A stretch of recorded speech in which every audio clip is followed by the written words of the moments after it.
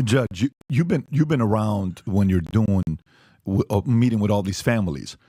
What part of the responsibility is mothers? What part of the responsibility is on the father? Because typically the blame goes on the father. Well, there are no fathers. And see, the thing of it is, these men that just ran off and left the women, these women don't want the men. All they wanted was the babies.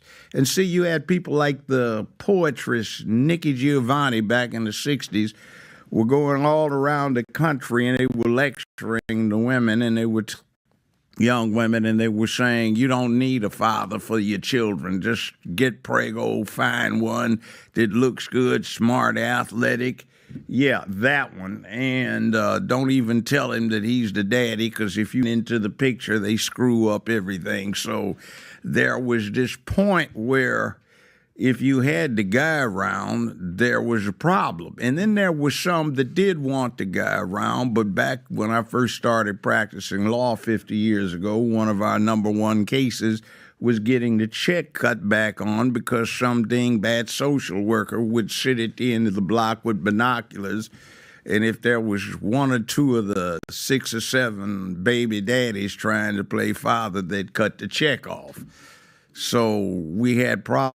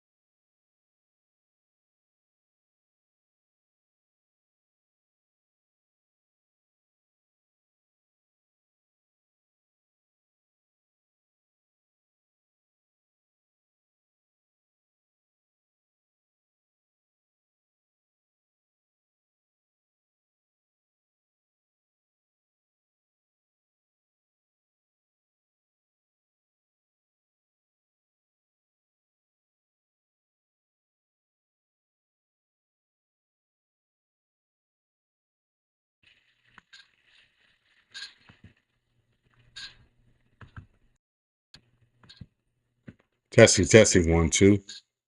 Okay, there we go. Let me do this. Let me do this. What about now, man? Can you hear me now? Man, I tell you, OBS be tripping, man. OBS does not like me, and it's especially OBS don't like me. YouTube don't like me. Don't understand me. Hey, Cortez, do me a favor. Put a 1 in the chat if you can hear me now. Looks like I should be all good with the mic, but I don't know for sure. Seems like everything is good to go. But yeah, I was talking about Angry Man with the Angry Man pulling the blicky on the live stream. That was wild, man. You know. All right, cool, cool.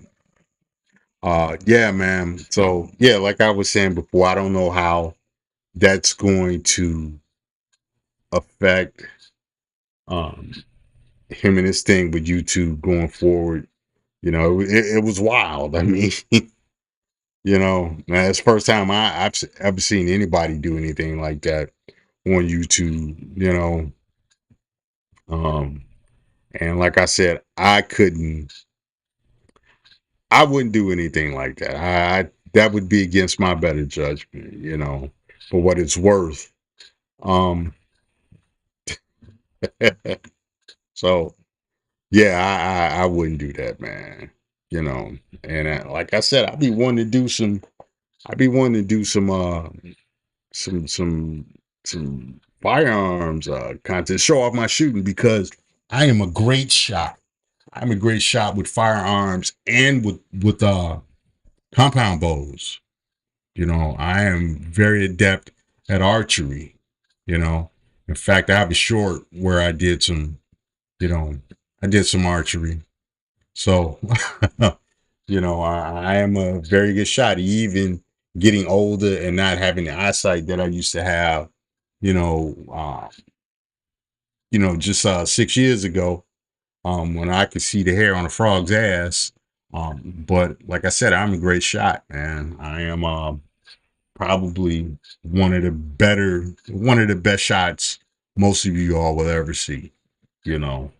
And yeah, it sounds arrogant, and I wish I could actually show you better than I can tell you, but YouTube don't work with that. You know what? Maybe I'll put some stuff like that up on Rumble. What do y'all think? If I did some range work with my guns, uh, would you all be interested in content like that on Rumble? Because if so, man, I'll put in some work and you know, film it and upload it. You guys should check it out. You know, I'm one of them guys that, you know, I'll shoot the center out of a target where, you know, I'll make it. I'll make a hole that big. You know, with a 9 millimeter. So yeah, yeah. In other news, you know, Angry Man wasn't the only one that wigging out. Brandon Jamal, Mr. Single Mom, Mr. Now You're Single Mom. You know, it's a catchy little ditty that he's got going there. And he's been making the YouTube rounds. He was on the Fresh and Fit show, and that didn't go too well for him. And it kind of snowballed into people looking at him with side eye. Cortez Smith says, I wanted to get into archery as a child, as a kid. Well, hey man, you know, you're an adult. Ain't nothing stopping you. You get a nice compound bow like the one I got. You know, I got mine's. It's got I got a 60-pound draw on mine's, and you know, and them arrows when they hit something, woo, man, I got a lot of stopping power in mine. You know, so I love archery, man. I took to it like a duck to water. Get back to Brandon Jamal, man. Brandon, actually, it didn't even start with Fresh and Fit. With Fresh and Fit, he did an interview with DJ Ham. Shout out to DJ Ham. And you know, he was kind of tweaky on that interview. You know, he's a very wordy guy. Um he has a lot to say, and he kind of reminds me of a mild version of Kanye, and that whatever comes to mind, he just lets it out. And it's like any social media streets, you have to be very careful what you say. You do. I mean, that's just the reality of it. Now, you can get on saying some wild stuff and build a following. I mean, shout out to Charleston White, Tommy Sotomayor, what's that girl, She-Ra 70, you got some people that say some wild stuff, Orlando Brown, they say some wild stuff, but at the same time, you kind of, it's like hit or miss with people. Some people, they'll look because they'll like what you're saying, and they enjoy what you're saying. Some people like myself, I enjoy a train wreck. I'll be the first to admit it. I enjoy a train wreck. And then, in the third case, you'll actually turn people off to your message if you're saying stuff that people don't agree with. So, um, I think the case with Brandon Jamal, as I said before, he has a tendency to say first thing that comes to his head. And he I don't know if he's trolling or if I don't know if he's just a flighty guy like that. Now, I'm not going to call him, necessarily, I'm not going to say he's not masculine or anything. What I will say is that he's got a lot of work to do, especially if he's going to be a content creator. Um, he's got to be a little bit more measured in the things that he says. And so, I'll tell you this much. He definitely got a lot of attention on it, and a lot of it's been negative. Now, he's had people for the things he's said in these interviews, and he's had people against the things that he said. When he went on the Fresh and Fit show, he was on there. I want to say with Tommy Sotomayor. Shout out to Tommy. Fresh and Fit, and I think it was three um, OnlyFans girls. And, if you understand anything about the Fresh and Fit show, it is structured in a way where it has a twofold purpose. Um, it is to get to get the female guests to talk and to let them talk themselves into saying something ridiculous. Now, that's number one. And actually to I think an unintended but very significant side effect is that these OnlyFans girls actually get more attention to their OnlyFans platform. So, and in that way, the show actually works for that demographic. So, Brandon was on there, like I said, with Tommy Sotomayor or Fresh and Fit, three girls, and um, according to Brandon, he was under the impression that the show was mainly about him and more, to a lesser extent, Tommy. He felt that he was going to be the star of the show. Okay, that's what he said, and if that was the case, if that was the impression that he had, okay, I get it. He went to the show, Fresh and Fit. Fresh and Fit are talking to primarily to the girls that are on the show, and Brandon's patience wore thin, and he was more or less saying, well, what about me? I did A, B, C, and D.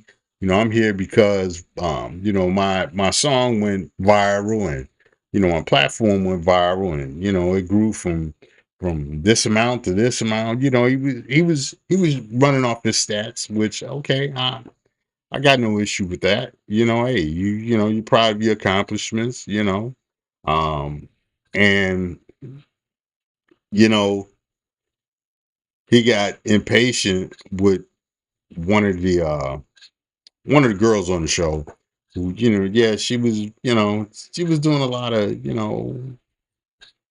304 babble. And, he got into a bit of a verbal confrontation with her. And, he asked Fresh and Fit a couple of times to get control of the show. And he expressed that he thought the show was about him, and that, you know, there was some back and forth between him and, I believe, um, Myron Fresh. And Brandon was more or less like, well, um, if this is not gonna be about me, then I'll leave. And so they told him, all right, man, well, see you later. And so so he left. And he's been doing the rounds, about that, and how he basically had a micro meltdown on the show. As he was leaving, he called Fresh and Fits and bitch ass niggas, and yeah. And he was doing his rounds talking about that. He did an interview with the Saint and Sinner. Shout out Saint. And you know, during that interview, I saw a lot of challenges that Brandon seems to have with number one, emotional control. Number two, with speaking in a measured manner. Intelligent guy. He he he has a lot to say. He's pretty good with the English language. But I think he says too much, and that was reflected on the Saints show, and I guess what's this guy, Flacco from over there with them weirdos, um no jumper. He came on to the Fresh and Fit show, and it didn't take long for Brandon to start going in on him, calling him bitch ass niggas, and yeah. Yeah, hey, Cortez, right. The Saint interview it did make him look, it made him look worse, you know.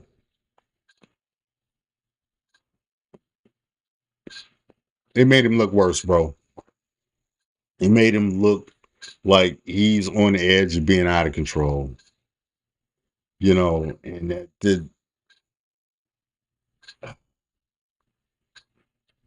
I guess, for the demographic that has gravitated to Brandon's material, they have an idea of what they think Brandon should be, and that is more stoic, more um, in control of his emotions, more uh, more what they feel is masculine. And Brandon came across as the opposite. You know, I look at what Brandon has done personally. As I said before, it kind of reminds me of Kanye. And to me, he seems like he's a guy who probably um, hasn't prepared enough to deal with a big rush of fame. And this is what we see a lot of times in the music industry nowadays, because you don't have A&Rs. You just have people, and it's not just the music industry. Um, it's comedy and other stuff. You don't have A&Rs. You're not going through certain steps, and so you're dealing with people who have the fame, but they haven't taken enough steps to be able to be in control. It's almost like when, they take these guys from high school that are phenomenal basketball players and they put them in the NBA straight out of high school, and these guys, you know, for most of them, it's not a good look. They go out there and they do some Ja Morant type stuff. I think LeBron has probably been the most famous example, but he had a lot of grooming early on that kind of helped guided him throughout his career. So, but getting back to people like Brandon, getting back to people on social media on these different platforms and stuff, there is no grooming. If there is, it's very little of it. And so, a lot of these people are just thrust into fame and attention and stuff, and people can't handle it, man. It's like taking a young 18-year-old kid in the military, his first 2 weeks out of boot camp, you throw him in a combat zone. He ain't ready. you know and it shows.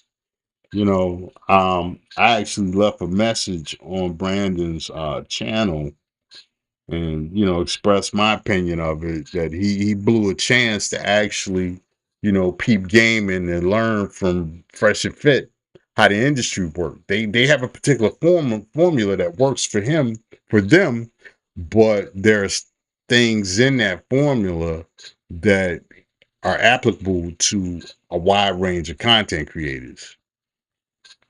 Cortez Smith says people were saying he need a handler, a manager for YouTube. Yeah, I agree. You know what? And I think that is something that that actually might be um a good business to get into for people who are very knowledgeable about the content creating process, and dealing with the public and conducting interviews. I think you're going to see some A&Rs pop up, man.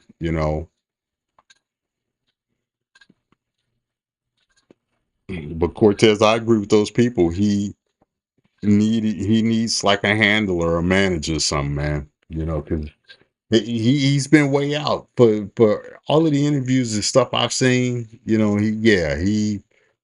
He doesn't have the impulse control to deal with um conflict situations, opposition, even good advice. Because I'll tell you, with what Flacco was saying, for what it's worth, I think Flacco gave him a few good points on how to move in the YouTube streets. Flacco is experienced, even though he's over there working with some weirdos, he's a veteran in the YouTube game, man.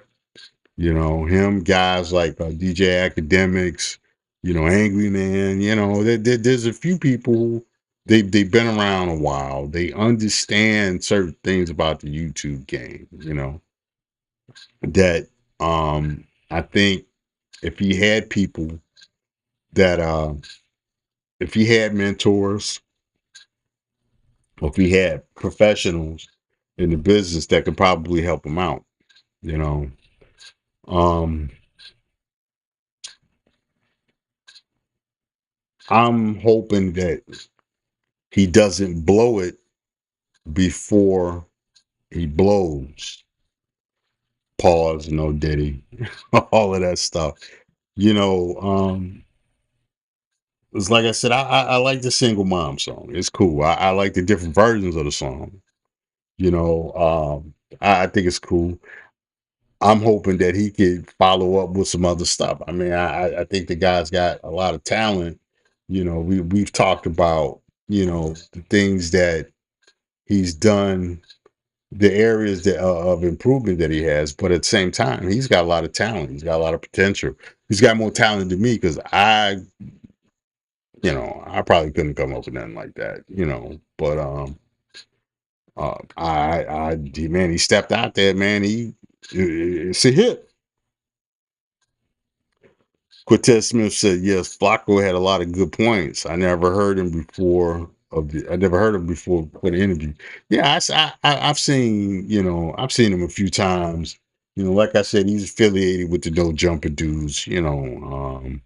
Over there, and he would be interviewing guys. I think the last interview I saw Flacco prior to the Brandon Jamal video was he was interviewing some rapper who some male rapper who bust down a flip chicken and he more or less liked it.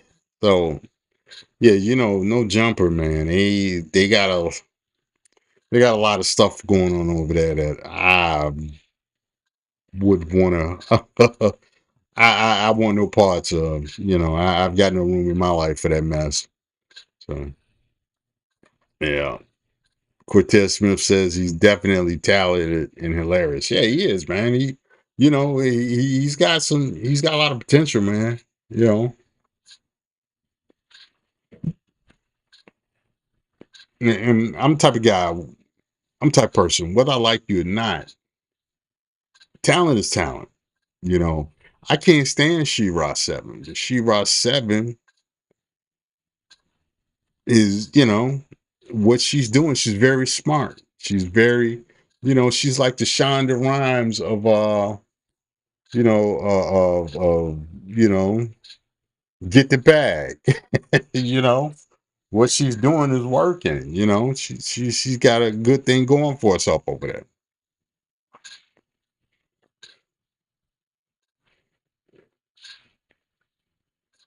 Cortez Smith says his other songs are even harder when it comes to the lyrics. He's rapping what guys have been saying on panels.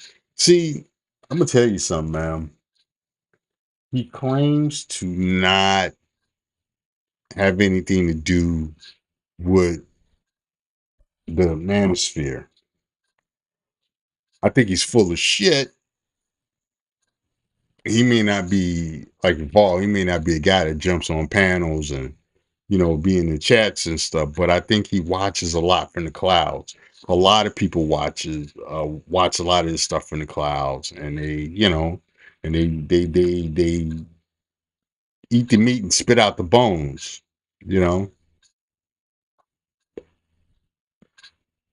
and then it winds up on somebody's podcast who says, "I ain't got nothing to do with the manosphere." Yeah, okay. Okay.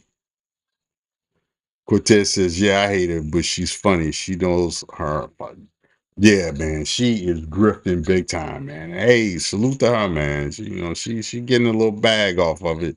I ain't mad at her. I ain't mad at that part. I mean, the stuff she says is, I mean, actually, with some of the stuff she says, it's, I'll put it this way: I've heard it before.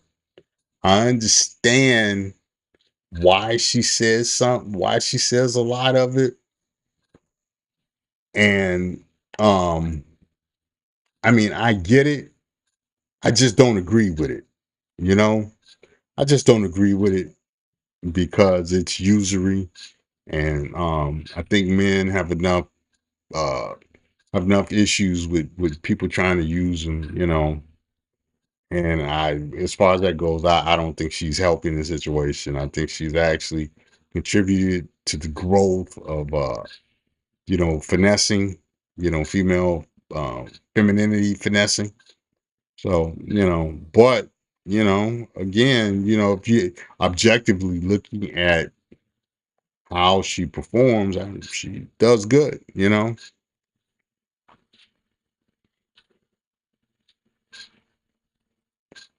Cortez Smith says the part, the part that confused me, because he said he was speaking for the manosphere in his song.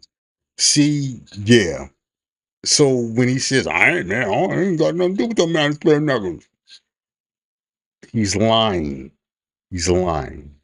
He yeah. And there's a lot of people that do that, and I mentioned before why, but also is that um you have a lot of people looking at um topics coming out of the manosphere, the black manosphere, and these topics are triggering to them for various reasons. And um, these are people that are trying to put, um, they're trying to find ways to get these people um off, or to try to marginalize them as, those are the bad guys over there. And so that's, because of that, people don't want to be associated necessarily with the manosphere. It's like you know um the Anton Daniels gang. A lot of them say, well, we're not manosphere, but they use all the talking points and stuff. And they use a lot of talking points. And it's like, okay, if it walks like a duck and it talks like a duck, it's probably a duck. It may be a platypus, or maybe a duck. you know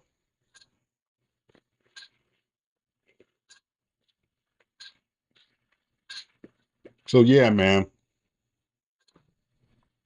Yeah, that is confusing. I can definitely see that being confusing. If he said that um in his lyrics, then why would you say in interviews, or when you're giving monologues and stuff, why would you say you weren't?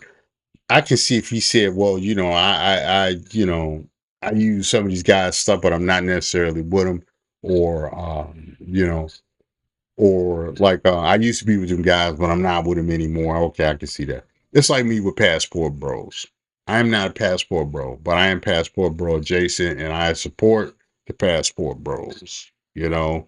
Um, and if I wasn't married, I would probably be a Passport Bro. You know, I, that being said, I don't have a reason to be a Passport Bro. So, Brandon could have been huge. He still can be huge if he gets it together. Cortez Smith said Brandon could have been huge. He still can be huge. He needs a better team. He needs a team. He needs a team. I know he's got guys that he works with the music production and stuff. And with some of the social media stuff, he needs to bring in handlers and stuff like that. And we talked about that before.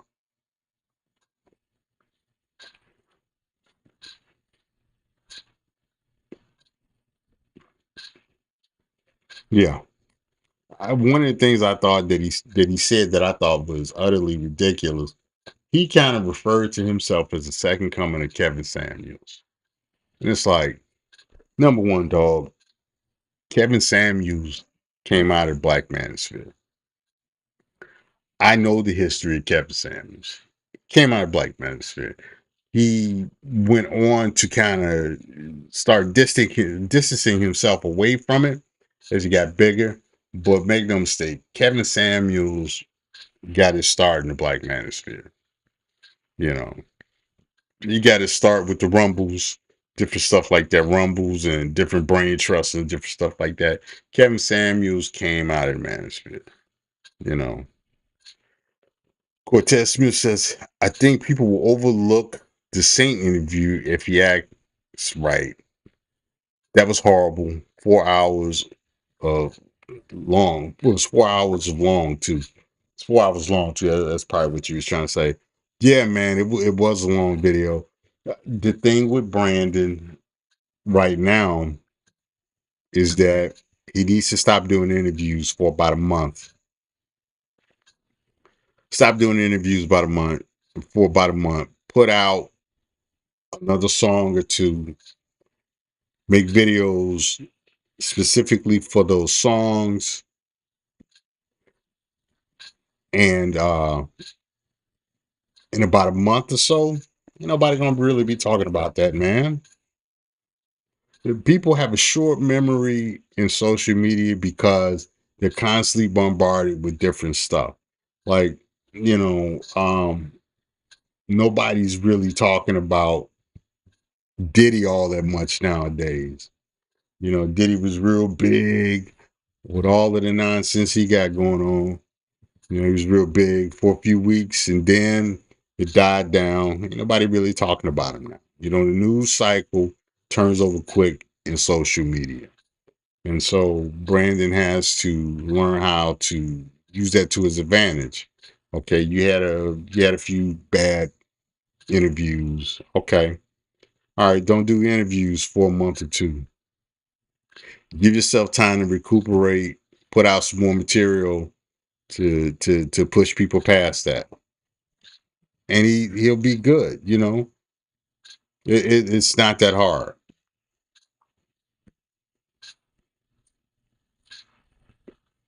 It's not that hard. Not that hard, man. Brandon's problem is that he don't know how to shut up now. Once he started talking, he can't stop talking. I me being a talkative person myself, I get it. And so you have to be self-aware, and you have to have other people that are around you that are aware of that, so that they can, steer you of certain situations, and that you can stop yourself before you start talking too much, you know. And just practice being more measured, you know, and being patient, man. I mean, his success has been with single mom song. It came pretty fast. That being said, there's nothing stopping you from pacing yourself. There's nothing stopping you from saying, okay, I don't want to talk too much in this situation, especially because I don't really know these people like that. Let me sit back and peep game. You know, this is where the whole game thing comes in, and I know uh there's game wars going on right now. Some people swear by game, some people don't like game. I'm one of those guys that I think most people don't understand what game is. Game is simply having the strategies and tools to help you deal with certain situations and to steer those situations in your favor for the best possible outcomes. That's game. Game doesn't have to. It doesn't have to always be with dealing with women. Game can have business game. You can have uh, game when it comes to certain sports. You can have game when it comes to um, uh, sales, different things like that. Game is all it is just having being equipped and understanding how to use your tools in dealing with various social situations. That's all game is, you know. So, people get, and that's the issue with what we call the manosphere, the black manosphere in particular. Everything is about these broads. Everything's about trying to convince these broads, trying to get the broads that you want, and to convince the broads to do what you want them to do, and uh, and it's like there's so much of focus on that people are not understanding that game exists in other places. Cortez Smith says people are overcomplicating the game conversation. It just means strategies. Correct. Absolutely. Cortez Smith also says the dating coaches put a bad stain on the game thing.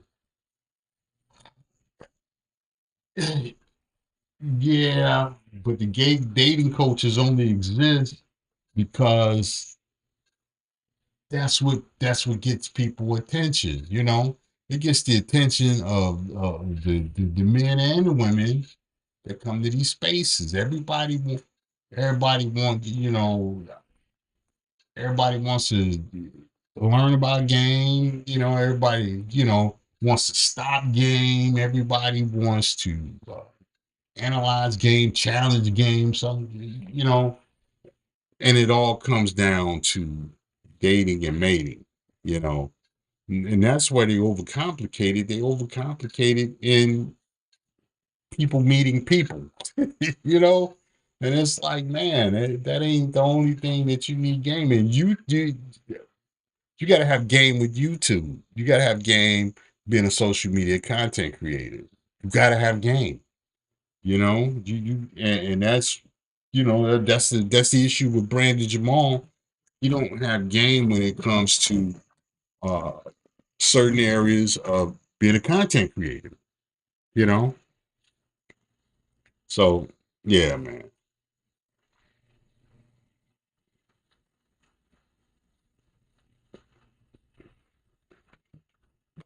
Shout out to my brother DJ Cuda. DJ Cuda, um, he's kind of like a game coach, kind of like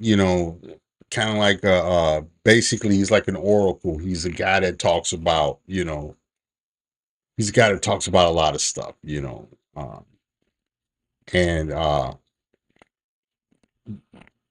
you had some people coming at him about game and stuff, and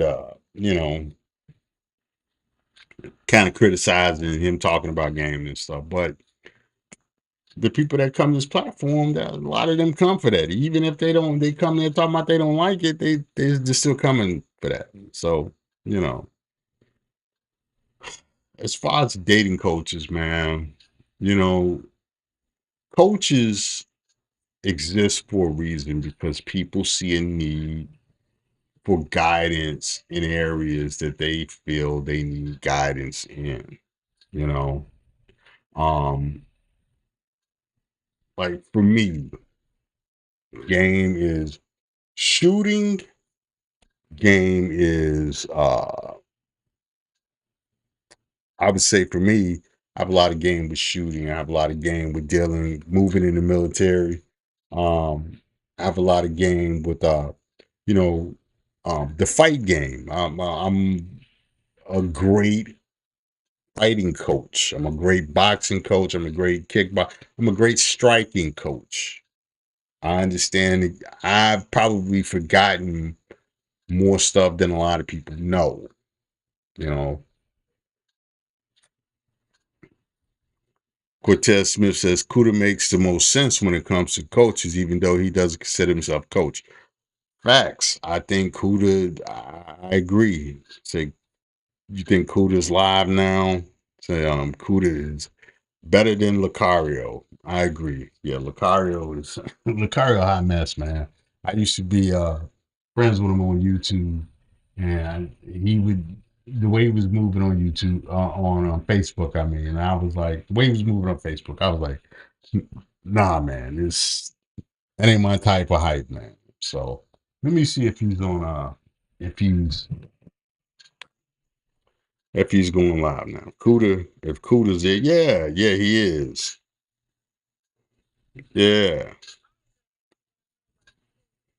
Yeah, if he open a panel, man, I might jump on the panel, man. Yeah,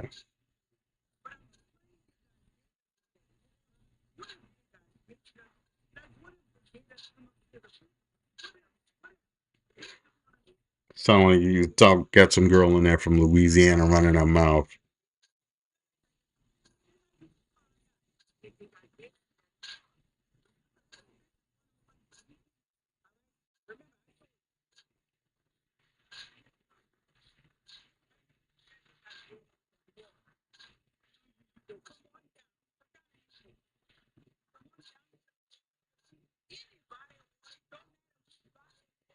Yeah, man.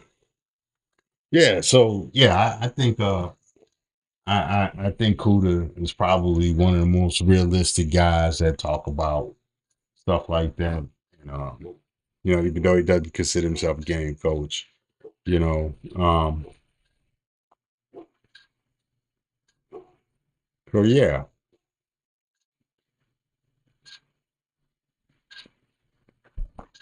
but all it is coaching. Like I said, I'm great with, coaching, shooting, coaching, whooping ass, you know, stuff like that. That's a strong point for me, man. Um, um, but man, you got people you got people that need coaches in all sorts of areas, man. Tech G, my boy G Dizzle, he he's got a lot of game when it comes to dealing with the business of IT. Him, keep it techie. Um, even dudes like Gabe A, even though Gabe A, he be way out sometimes. Gabe A has a lot of knowledge and information when it comes to tech. This guy, he knows the game. Cortez Smith says, "What do you think about the new generation of police officers, specifically the black ones?" Um, well, number one, they're in a world of trouble. I would hate to be starting a law enforcement career right now because this is a very different world than when I started back in 1990. Um, Back when I started in 89, that's when I really first got into law enforcement in 89. I got in as a clerk. The world has changed a lot. Um, the issue with a lot of these college cops is that a lot of the people that can get the job are sheltered people.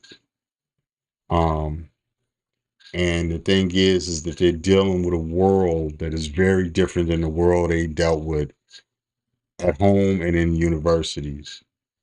Um, and they don't, a lot of them really don't, because they haven't really touched the cement like that. They they really don't understand how to deal with people, especially um in this internet world. A lot of them are sheltered, and now you got to go out there and you got to deal with some real wolves. And a lot of them they're scary, you know. And with the even with the black ones, man, they have a lot of high and mighty ideals about dealing with black people that they find out real quick their ideas don't match with the reality of dealing with black people, and that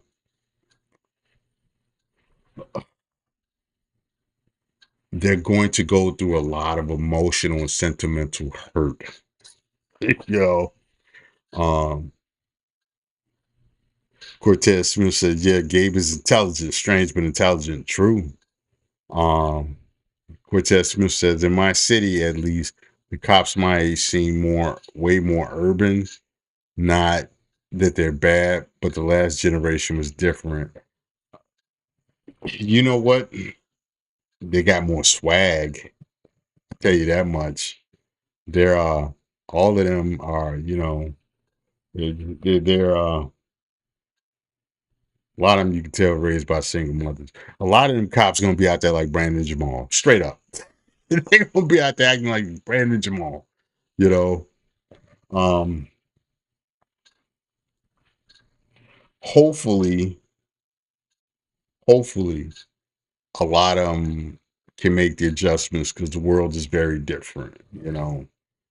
Even for me, if I went in law enforcement now with how I was back in the day, I'd probably be fired because you know, um, I would say this: I would have to work somewhere like a Florida because I am a lawman. You know, I'm like a Bass Reeves type. You're going to jail. You're going to jail. If you're supposed to go to jail, you're going to jail. Not finna play this, not finna hold your hand and we not finna, cuddle and yeah, get in touch with social services. No, you gonna go to jail, you're gonna go in front of the judge. Whatever you need, we'll deal with it, you know, at the correctional facility or between you and your attorney, you know, cut and dry. That's why I love Florida sheriffs, man. Florida sheriffs are wild. Cortez Smith says um I see dudes who are cops now but were class clowns. They've always been that way. They've always been that way. You have there was this misnomer that a lot of the kids who got bullied grew up and became cops. That's half true. Some of them that were bullied as kids grew up to become cops to kind of get some revenge. But a lot of them cats grew up playing football and playing sports and stuff, and they weren't good to get past anything but a D3 team, and law enforcement was the best place that they can go where they can, you know, it had the structure, the fitness served them well, and that they can put those degrees to use. So, um, so that's the other side. Now I'll tell you, I became a cop. Number one, I came from a law enforcement family, and number two, I was so used to fighting gangbangers all the time, and kind of had my run-ins with them, that it was like being a cop was a natural fit for me because you know I was the one guy on the block that after a few fights the gangbangers left me alone because it was like, oh no, that nigga can fight. you know I learned how to fight at an early age, man. For two reasons. One, my dad taught me how to fight. Two, I had sisters with big mouths that would always be like, I'm gonna go get my brother. And so, I'd be coming home from school. Next thing you know, I got to fight five dudes because of something my sister said. You know, Cortez Smith says they be riding around listening to trap music. Hey man, that ain't unusual at all. With black cops and Latin cops, that's been going on a while. 'Cause that's what I did. I used to ride around listening to Ti, listening to. See, I like a lot of that Atlanta. I like a lot of that Atlanta sound from like the early 2000s, like Pastor Troy and you know, who was it? The Young Bloods and stuff like that. So yeah, I used to ride around like that. Hey, so you couldn't do it. You turning your best first day. You don't have the patience to do the patience not to do certain things to people who act crazy. Uh hey, well if you know yourself, man, then hey man, hey, it is what it is. You know, like for me, number one, I had no problem um fighting criminals. And number two, because I even though I wasn't in the streets, I grew up in the hood, knew street dudes, played basketball with them. I used to DJ and stuff and had a rap group. So I knew street people and, you know, I knew how to deal with street people and I knew how to talk to them. And so that kind of served me well, gave me the tools to deal with them. And even with crazy people, man, in the hood, you see crazy people all the time, man. You see crazy people all the time. So I knew how to deal with crazy people. I had a neighbor, man, he was schizophrenic, and every morning he would be out shooting basketball and having arguments with himself. They're shooting basketball with no ball, no hoop, just in the middle of the street, acting like he was shooting basketball, and he'd just be jumping through the streets and having arguments with himself.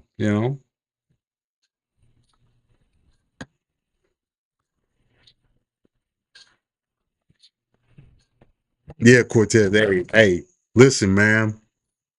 A lot of them cats, um, with the black ones, most of them listen to hip hop, or listen to urban music. A lot of the white ones do. But I tell you this, remember when Sons of Anarchy was on TV? You remember when Sons of Anarchy was on TV? Bro, all the white boys I worked with, all of them wanted to be Jax Teller. On the weekends, they was all riding around on motorcycles with, with the jackets with the patches on them and stuff. They all wanted to be Sons of Anarchy, man. I was like, if you motherfuckers don't stop. Yeah, it was wild, man. It was wild.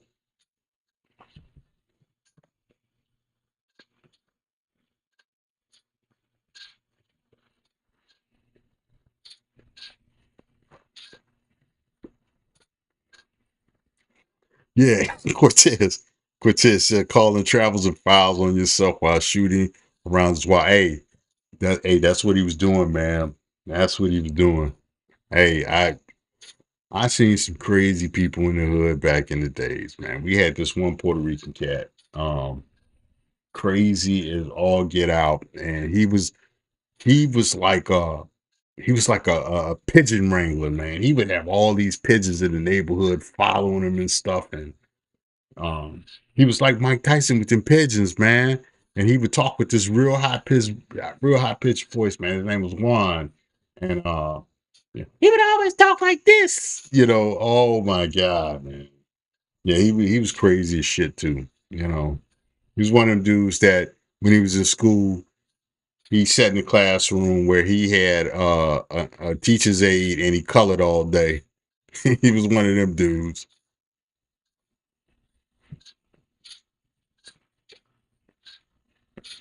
Yeah, man. I think that crazy dude name was Kenny. I think his name was Kenny, man. And so, yeah, he was normal for years. But then one day he got a hold of a wet stick. He smoked it, and he was gone after that. His mind was gone. Like, just he was never the same. He was one of them dudes, athlete in high school. Fairly smart and stuff, and popular. He smoked he smoked one of them wicked sticks, and he was gone after that. Mind fried. Yeah.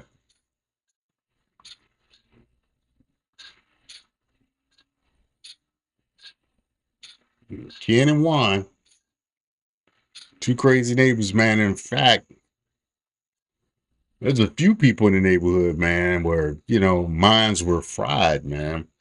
That's the thing growing up in the hood.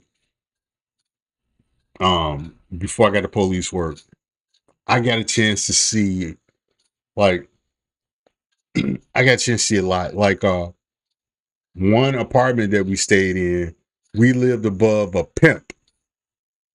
And I used to have to I used to run errands for this pimp, man. And, his girl was, man, oh my God.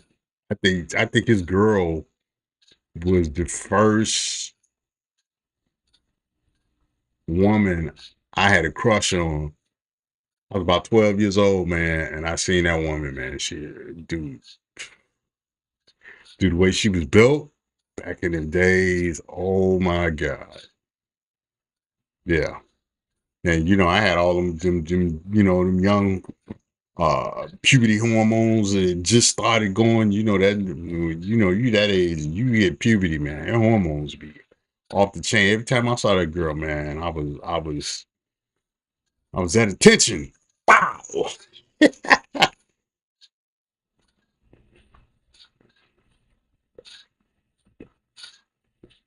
Cortez says, I know about 4 dudes who were normal and went crazy.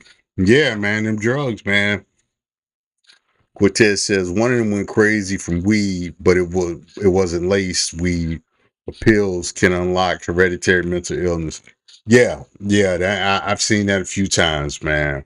And it's all usually around the age between 17 and 19. They have a bad trip and they never recover from it. And that's one of the markers of schizophrenia, man. That's usually when it shows up, and usually some kind of traumatic event, or, be it a traumatic event, a catastrophic event, or, a bad drug trip, then that the psychosis kick in, and they're gone after that, bro. So yeah, man. It's messed up. Yeah, and I tell you this much, that's seeing stuff like that, seeing heroin addicts and stuff, you know, um, all of that stuff served to keep me away from drugs, man. You know, I that was one thing my dad never had to worry about with me, you know.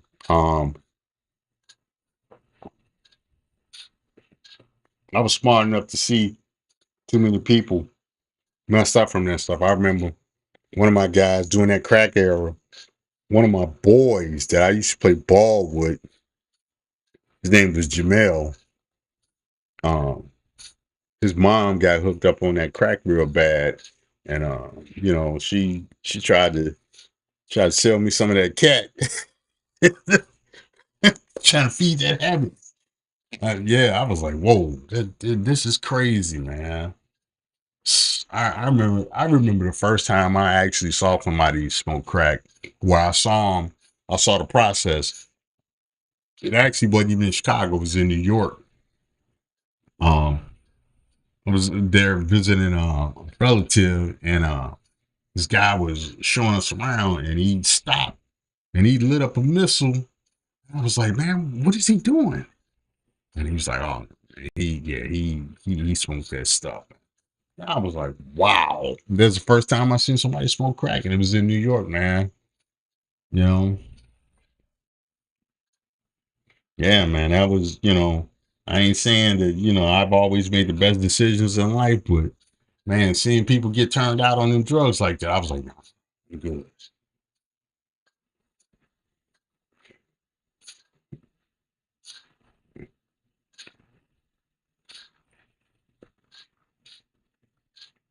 Yeah, man. I seen cats get hooked up on crack young too, man. Young. I seen cats making primos when I was, 17, 18. These cats is smoking primos.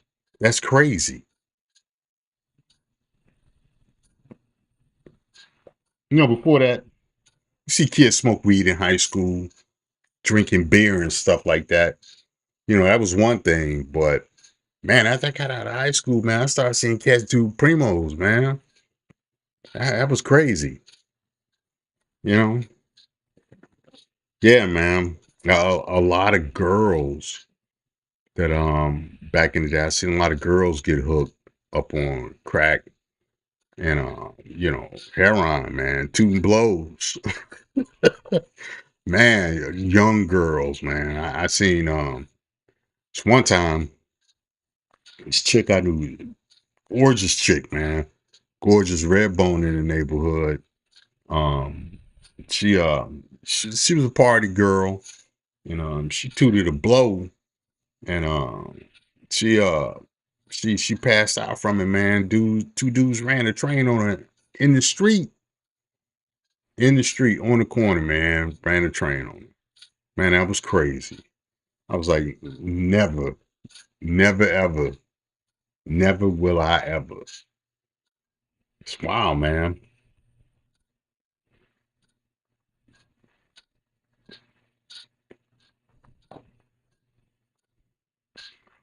Yeah, yeah. And Cortez said, wow, it's nasty work, literally. Yeah. Yeah, bro. Nasty work indeed. Nasty work. Yeah, man. So yeah, I'm about to shut this down though, man. I gotta get some sleep soon. I'm gonna come on back a little bit later on, and probably fire up another live stream and get back to live streaming and stuff, man, because I gotta get this channel popping. So Cortez says the clique in my age group that I knew started doing hard drugs around 15, literally almost all dead in jail. One just got shot a few days ago. I believe it, man. I believe it, man. I grew up, you know, I had my teenage years, mid 80s, by the early 90s, I was in my 20s, and the dope game took a lot of dudes I knew, man. That's what made me get out of the neighborhood when I was 18, because a lot of the cats I knew was they was out there trying to get money, and they was getting locked up left and right, man. Either it was getting locked up or they was getting strung out at an early age and stuff. So yeah, I was like, oh, man, I'm not staying around here because I don't want to fall prey to that. And I got up out of the neighborhood. That was the best decision I had ever made in my life. I've done a lot of stupid stuff, but that was not one of them. That was one of the best decisions I could ever make. But anyway, man, I'm gonna get on out of here. I'll take it easy. Hey, Cortez, man, I appreciate you coming through, bro. Everybody else that's here, I appreciate you. Do me a favor, hit the like button on the way out. I'm gonna come back later on and fire up another stream, do some yapping, and we'll talk about some more stuff because there is some more stuff I want to talk about, man. Y'all take it easy, be blessed, and I'll see y'all a little bit later. Peace.